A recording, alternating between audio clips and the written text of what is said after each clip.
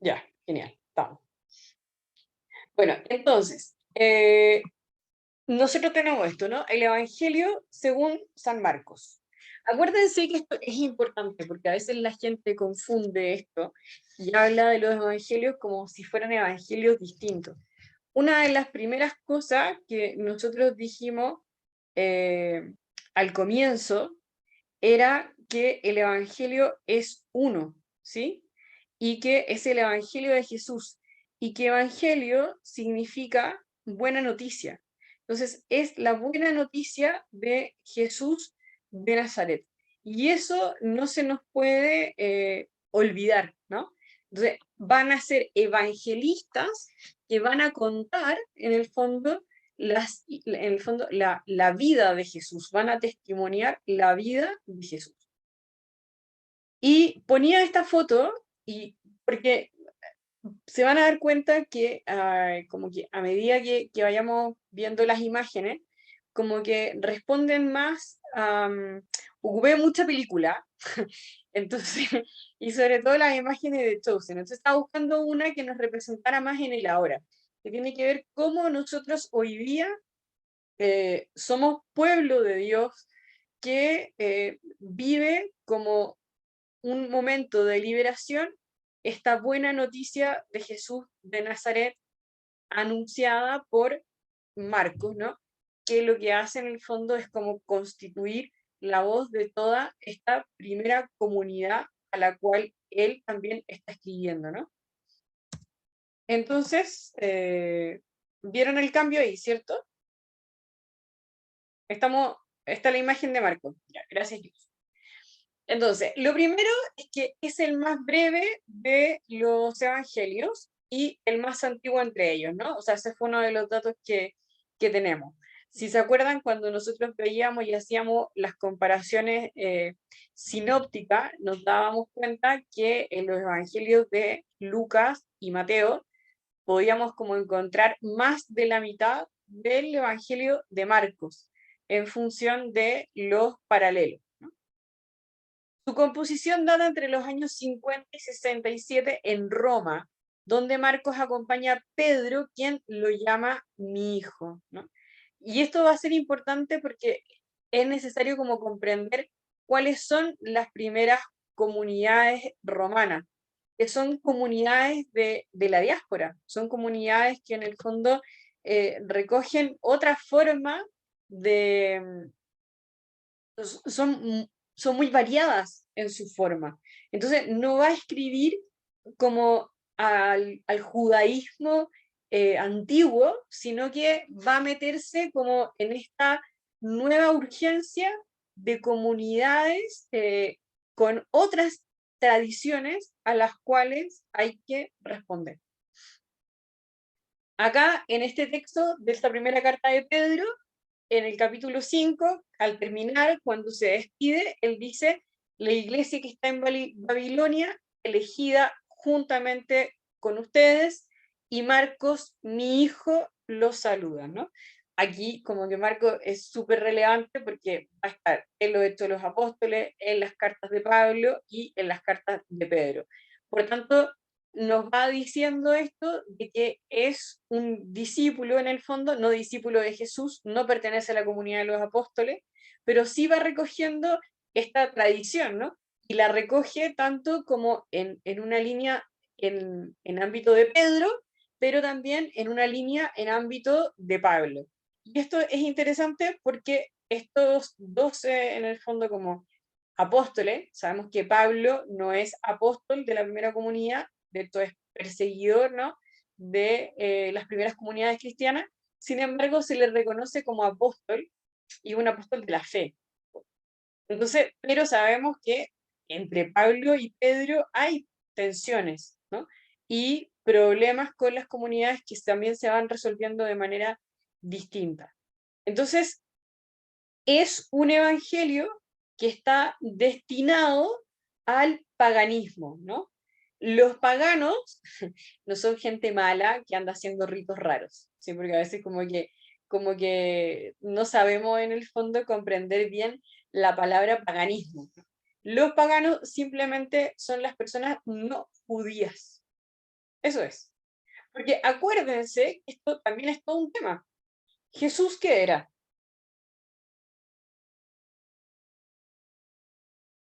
Judío.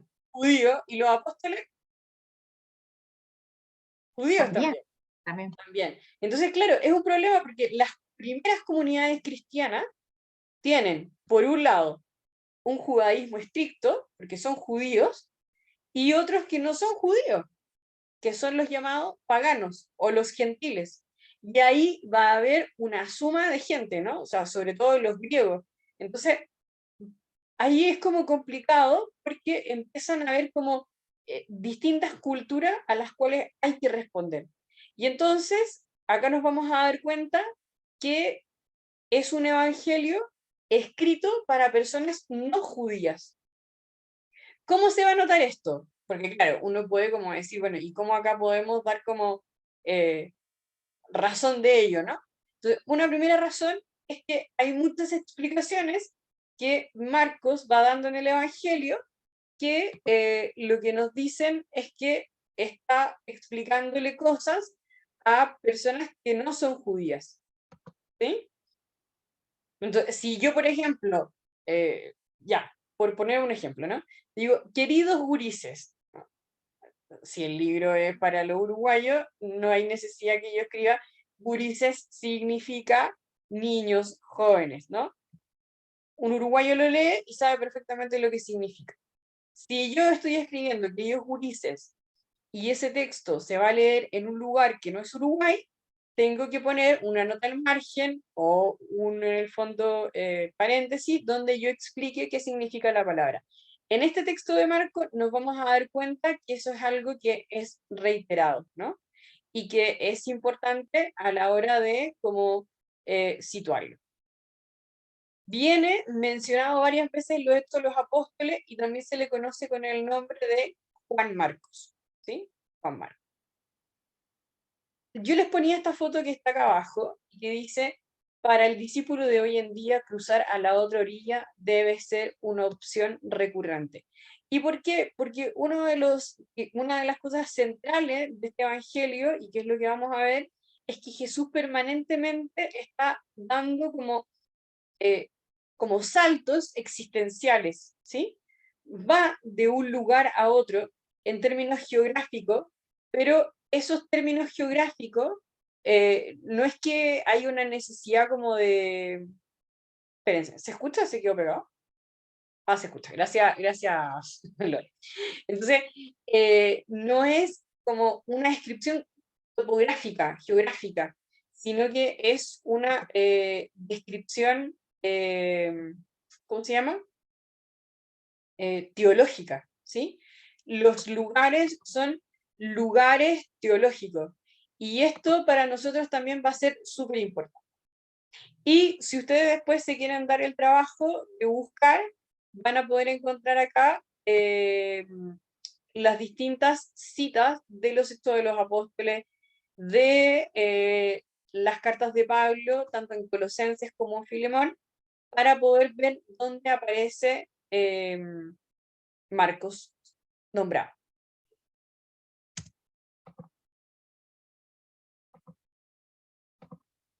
Oh, espérense. ¿Están viendo la siguiente? ¿Sí? Ya, perfecto. Entonces, lo primero es que hay que entender que Marcos es poseedor de una literatura cristiana primitiva. ¿Qué significa esto? Significa que previo a este Evangelio de Marcos, ya hay una tradición acerca de lo dicho por Jesús. Esto lo veíamos cuando en la introducción hablábamos que previo a los evangelios están las cartas de Pablo. Por tanto, en los conflictos que se van a presentar en las situaciones de tanto de los Hechos de los Apóstoles como en las propias cartas de Pablo, las comunidades ya tienen sus conflictos, ¿no? Un conflicto gigante va a ser que, por ejemplo, los judíos quieren como volver a ritos antiguos que están en la ley, escritos en la ley, o sea, en lo que nosotros encontramos en el Pentateuco, y que para ser cristiano había que cumplir con los ritos judíos. Y entonces aquellos que no cumplían con esos ritos como que no podían ser cristianos. Y ahí muchas de las cartas de Pablo lo que van a responder es que no, que nosotros no somos hijos de la ley, sino que somos hijos del Espíritu, ¿no? O sea, nosotros somos hijos de Dios, salvados por la gracia a función de la muerte y la resurrección de Jesús. Por eso que muchas veces también dicen, ¿no? Hemos muerto con Cristo y hemos resucitado con Él. Entonces, no respondemos a la ley judía, ¿no? A la Torá, sino que respondemos al mandato del amor de Jesús. Y eso va a hablar de una pluralidad religiosa muy importante, que por ejemplo la podemos encontrar en la carta a Gálatas. Entonces, Marcos ya tiene como una tradición de las primeras comunidades, que tiene que ver con la memoria de Jesús, ¿no?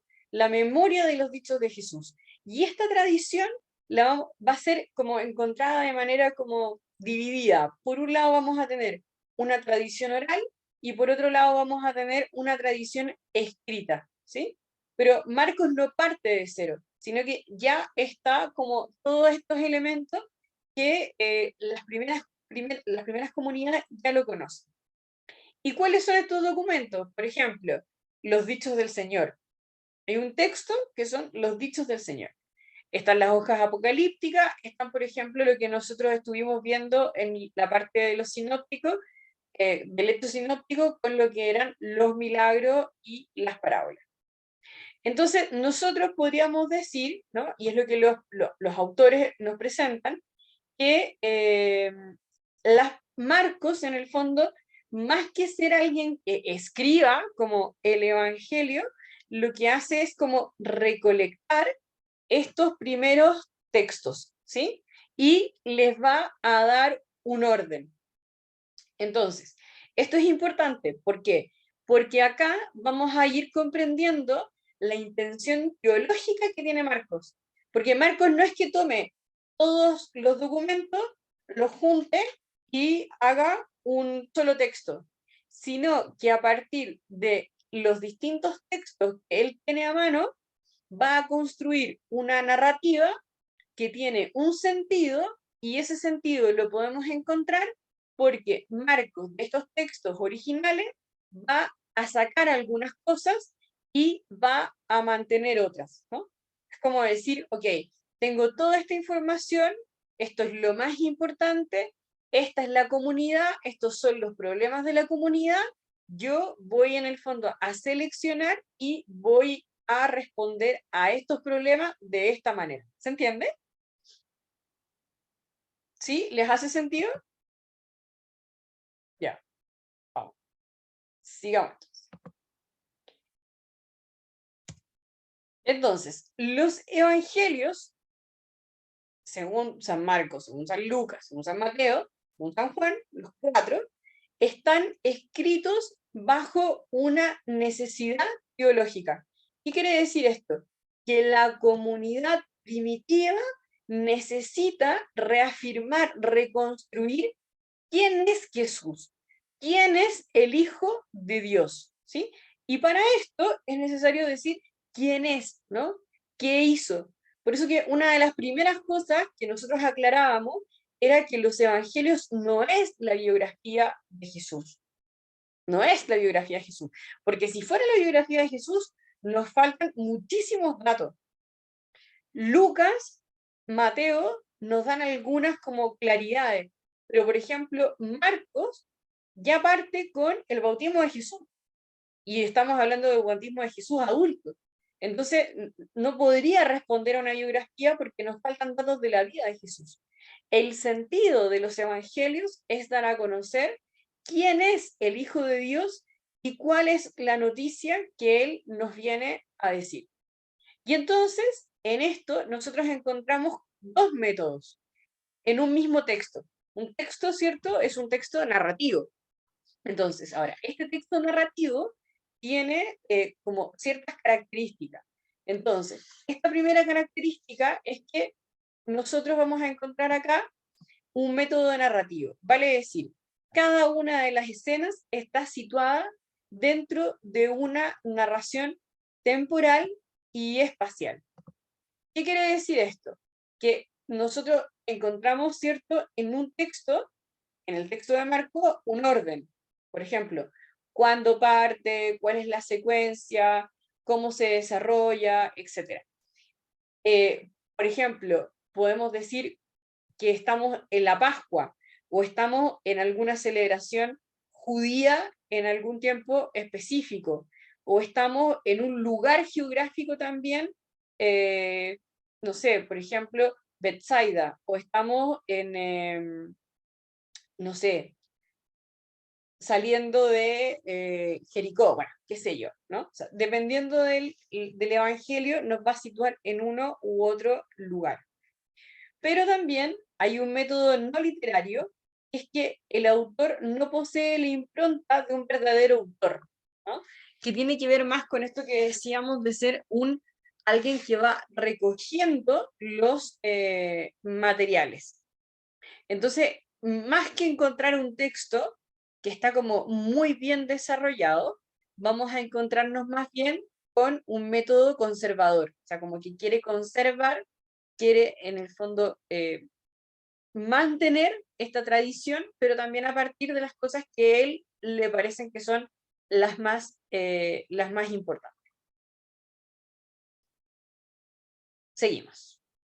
Bueno, una de las cosas importantes que quizás acá nos juega en contra el castellano es que es la forma de escribir de Marcos, porque nosotros decimos, claro, ¿cómo nos damos cuenta de esto? Entonces, los autores, los teólogos, los biblistas, una de las cosas que nos van diciendo es que es un evangelio que es oral. O sea, está escrito, pero como que recoge un lenguaje como eh, de lo que se conversa. Es como si Lore mañana se pusiera a escribir estas grabaciones y entonces las fuera escribiendo así, y claro, como que, no sé, nos estudian en 40 años más, y uno dice, bueno, una charla de un gran biblista, todo pensado, no tiene nada que ver con estos encuentros, ¿no? Que tienen un lenguaje que es mucho más pobre, por ponerle un título, ¿no? Es como más sencillo, es coloquial. Bueno, de hecho, los autores dicen que habla un griego pobre. Acuérdense que también está el griego de los filósofos de ese tiempo. Entonces, claro, es distinto el griego que ocupa Marco al ya de los primeros textos que nos vamos encontrando en ese momento. Por ejemplo, una de las cosas que se va a encontrar es que en griego, si ustedes después lo buscan, la coordinación kai significa y, ¿sí? Entonces, una cosa y, o sea, en vez de ocupar en el fondo palabras que pudieran como ir uniendo las ideas, Marcos lo que hace es colocar y. Imagínense un texto que va repitiendo la palabra y muchas veces, como que uno diría, lo primero que diría es que está mal redactado, ¿no? Entonces, tiene que ver con eso. Y lo otro es que omite partículas que van, que en el fondo van juntando el nexo del texto. Una de las cosas que es importante en esto es que cuando uno quiere ir a la fuente original y quiere saber si el texto es original, una de las maneras fáciles de comprender si el texto es o no original tiene que ver con esto, que a medida que el texto se va trabajando, va tomando mayor eh, como mayor trabajo narrativo. Por ejemplo, si ustedes, lo mismo, ¿no? O sea, escribieran esta clase, ¿no? Ya, Patty se coloca junto con Lore a transcribir esto que estamos haciendo. Ya, ok. Entonces, después va a llegar Yus y va a decir, ah, no, pero esto no se entiende tan bien, es como que le faltan conexión, le faltan... Va a volver a tomar el texto y lo va a arreglar, ¿sí? Entonces, mientras más arreglado el texto, menos original es. Eso es como cuando uno quiere investigar como el texto original. O sea, de hecho siempre te dicen, ¿no? Como una clave de la lectura crítica, de los textos críticos, es como menos es más, ¿no? Menos es más. De hecho, si ustedes lo piensan, no sé si les ha pasado, pero con el Padre Nuestro. Nosotros rezamos, Padre Nuestro que estás en el cielo, santificado, bla, bla, bla. Si uno va al texto, cuando sale el Padre Nuestro, en la Biblia, es mucho más sencillo. Hay muchas cosas que no están, que están cortadas. Tiene que ver con eso, con en el fondo la versión original. Lo esencial, lo nuclear del Evangelio de Marcos va a ser el inicio, ¿no? Cuando nos encontramos en el capítulo 1 con el versículo 1. Este es el núcleo de Marcos. Comienzo del Evangelio de Jesucristo, Hijo de Dios. Todo el Evangelio va a ser lograr que los que están leyendo comprendan que Jesús es el Hijo de Dios, ¿no? Y esto en el fondo va a ser más a través de narraciones, como decir historias. Si uno lo piensa, hay otros textos de Jesús, sobre todo el de Juan, que sabemos que no tiene nada que ver con los sinópticos, que lo que nosotros vamos a encontrar son discursos de Jesús. En el caso de Marcos, más que discursos de Jesús, lo que nos vamos a encontrar son narraciones de Jesús, que van a ir presentando a Jesús de manera progresiva, para que se den cuenta que es el Hijo de Dios. Una de las cosas muy bonitas que se estudia en teología, y yo las invito, creo que lo que vamos a hacer es que lo vamos a dejar de tarea para el próximo encuentro, es leer el capítulo 1 de Juan, porque se le llama como el capítulo programático, ¿vale? Es decir, como que un día de Jesús en el Evangelio, porque es un día, lo que representa es lo que Jesús va a hacer a lo largo de toda su, como todo su ministerio público. Porque de hecho, a partir del bautismo de Jesús, empieza ese ministerio. Entonces, por ejemplo, si nosotros lo vemos acá en la Biblia, déjenme buscarla acá. A ver, voy a salirme acá un segundo. Dejar de compartir y compartir pantalla. A ver. Marcos. Ajá, ahí. Ustedes me tienen que decir si lo ven ya.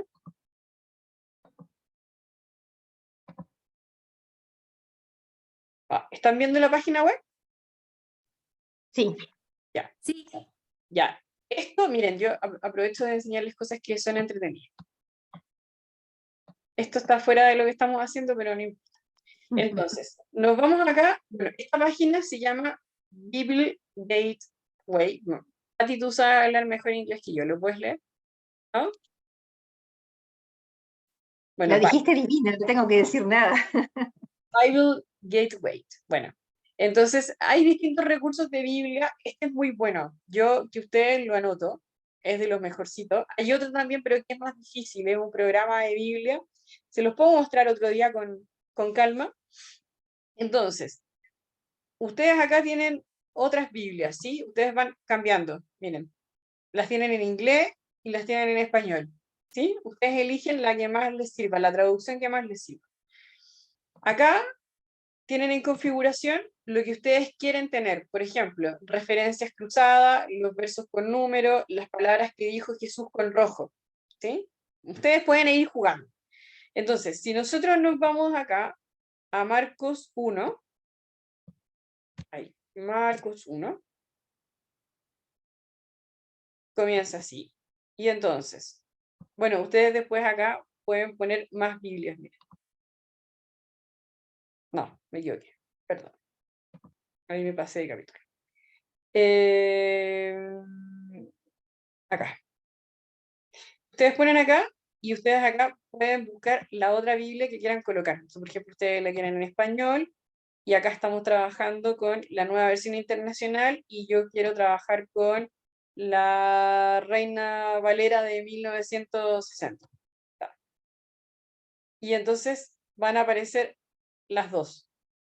Eso es para cuando a uno le gusta jugar y va buscando las palabritas, va buscando las diferencias y todo eso. María José, la nueva Biblia pastoral, esa que salió hace poquito, no está, ¿cierto?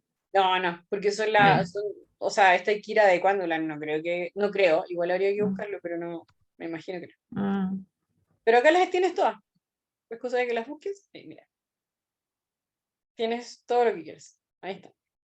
Entonces, bueno, nosotros estábamos en el primero, entonces, Juan el Bautista prepara el camino, ¿no? Eso es lo primero. Después viene el bautismo de Jesús, y acá viene, miren, el llamado de los primeros discípulos, ¿sí? Después sigue, o sea, primero llama a los discípulos, después expulsa a un espíritu maligno, o sea, va sanando, la expulsión de los... Ahora va a venir sana a muchos enfermos, sana a la suegra de Pedro, ¿sí? Ora, o sea, Jesús en el fondo llama, sana, ora, sana al leproso. Entonces, con esto, en el fondo nosotros vemos como, se llama como el programa de Jesús, ¿sí? Es como lo que Jesús viene a hacer. Llamar, sanar, orar. Ahora, esto es lo que yo les decía que es interesante, ¿sí? Porque yo puedo ir y buscar acá esto, ¿no? O sea, por ejemplo, se va a reunir en 10 minutos. Bueno, pero nos quedan 10 minutos. Yo acá puedo ir buscando lo que está cruzado, ¿sí? Entonces, por ejemplo, vengo acá y esto que está acá, que sucedió como está escrito en el profeta Isaías, yo estoy por enviar a mi mensajero delante de ti, el cual preparará tu camino, ustedes marcan B, y les va a decir que se pueden ir a buscar, ¿no? Yo estoy por enviar, y lo van a encontrar en Malaquías. ¿Se entiende, no? Entonces ustedes, por ejemplo, cuando quieran ir trabajando, preparando un retiro, y quieran ir en el fondo como diciendo desde dónde viene, cuál es la tradición que recoge, dónde está, buscan eso y inmediatamente el programa se los da. Es re entretenido para cuando uno quiere preparar cosas. Esto es un material extra. ¿Sí? Ya, volvamos a lo nuestro. Que era lo de la página, lo del... ¿Se entendió lo que yo les quería decir, cierto? Entonces, el capítulo 1 de Marcos va a ser lo principal. Y va a ser lo principal, primero, por la introducción que nos da, que es que este es el Evangelio del Hijo de Dios, y que en ese capítulo, en el fondo, lo que quiere expresar es como el eje programático de lo que Jesús va a hacer, ¿sí? Y entonces, a partir de un día, porque si ustedes se van dando cuenta y van eligiendo la secuencia, que eso está también, está re bonito, si ustedes leen el texto, tranquilamente se van a dar cuenta que es la secuencia de un día completo. Entonces, eso que Jesús en el fondo está haciendo en un día completo es lo que va a hacer a lo largo del Evangelio. Y ahí nos vamos a encontrar con, esto, que es que el texto, o sea, el Evangelio en el fondo está dividido en dos partes. Una primera que va desde el capítulo 1 hasta el capítulo 8. Y en la primera parte lo que quiere ver es como ir revelando de manera progresiva a Jesús, ¿sí? Ahora, Jesús va dando, o sea, en el fondo va haciendo cosas, ¿no? O sea, va poniéndose en relación con otros que lo que hacen es que progresivamente otros le reconozcan, ¿sí? De manera paulatina. Y este proceso de conocimiento que también vamos a ver que es conflictivo porque Jesús también les va a decir que no digan quién es, va a terminar con la confesión de fe de Pedro en el capítulo 8, ¿no? Tú eres el Cristo. Y a partir de ahí viene una segunda parte, que es que Jesús va a instruir a los discípulos, ¿sí?, sobre lo que tienen que hacer, ¿no?, sobre el camino del Mesías. Y acá es donde se arma el San Quintín, porque nadie entiende a Jesús, ni los discípulos, ni la gente que está alrededor, el resto lo critica. Una de las cosas que nos vamos a dar cuenta es que Jesús en el texto de Marcos es un Jesús profundamente humano. Entonces, no cumple con las expectativas que en el fondo los que están acá tienen. Y eso va a ser algo muy complejo. Entonces, a los discípulos les va a costar entender que la propuesta de Jesús es la entrega y en esta entrega el sufrimiento, ¿no? El Hijo del Hombre tiene que sufrir. Y finalmente va a terminar con la culminación de, del romano en el momento de la crucifixión, cuando diga verdaderamente este era el Hijo de Dios, ¿no? Entonces, si se dan cuenta, partimos en el capítulo 1 con la aseveración, ¿no?, la certeza de decir, comienzo del Evangelio de Jesucristo, Jesús, Hijo de Dios. Esto se va desarrollando y revelando de manera progresiva. Creemos que es el Hijo de Dios a partir de la confesión de Pedro. No comprendemos la misión del Hijo de Dios, y es donde empiezan los conflictos, y termina nuevamente con el reconocimiento de que verdaderamente este era el Hijo de Dios, además que no se nos puede olvidar que está en boca de un pagano, porque es en boca de un soldado romano. ¿Se entiende por ahí? O sea, ¿hasta ahí vamos ordenados? Genial. Ah, bueno, eso que les iba a mostrar, que se me olvidó antes, voy a volver para atrás, porque esto sí me parece importante que lo tengan acá.